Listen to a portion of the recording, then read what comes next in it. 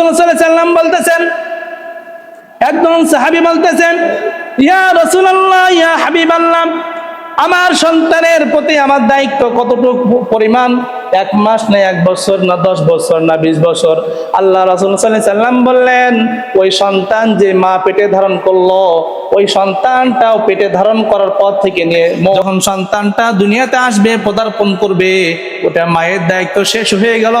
মায়ের দায়িত্ব শেষ হয়ে যাওয়ার পরে ওই সন্তানটা আস্তে আস্তে যখন বড় হবে, বালেগ হবে, বিবাহ না দেওয়া পর্যন্ত সম্পূর্ণ পিতা মাতার দায়িত্ব ওই সন্তানকে লালন পালন করা। কথা বলেন ঠিক না? তাহলে সন্তানকে লালন পালন করার দায়িত্ব হলো পিতামাতার। সন্তান বালেগ হওয়া, বিবাহ শাদী পর্যন্ত বলা হয়েছে। আর সন্তান ওই পিতামাতাকে কতদিন দেখবে? বলে পিতামাতা যতক্ষণ পর্যন্ত ইন্তিকাল না করতেছে, সন্তান ততদিন পর্যন্ত দেখতে থাকবে। আল্লাহু আকবার। আল্লাহ রাসূল সাল্লাল্লাহু আলাইহি ওয়াসাল্লাম শিক্ষা দিয়েছেন। একজন সাহাবী বলতেছেন, ইয়া রাসূলুল্লাহ, ইয়া হাবিবাল্লাহ, দুনিয়ার জিন্দেগিতে ওই পিতামাতার খেদমত যদি মওত পর্যন্ত আমি করি, তাহলে কি পিতামাতার ঋণ কোনদিন পরিশোধ হবে?